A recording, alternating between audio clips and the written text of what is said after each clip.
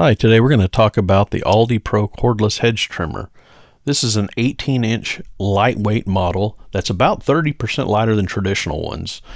This is ideal for those that are looking for something a little bit lighter and not so bulky.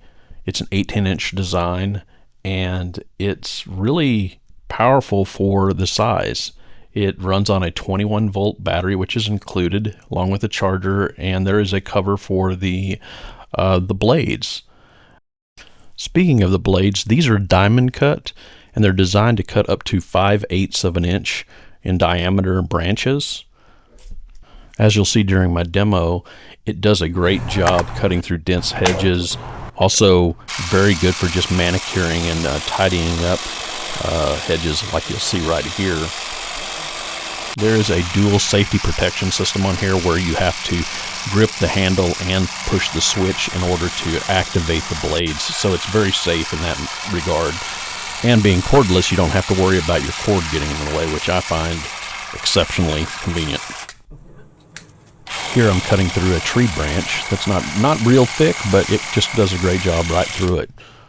And here is a little bit thicker and a little bit heavier diameter hedge that we're cutting, and it just makes quick work of it.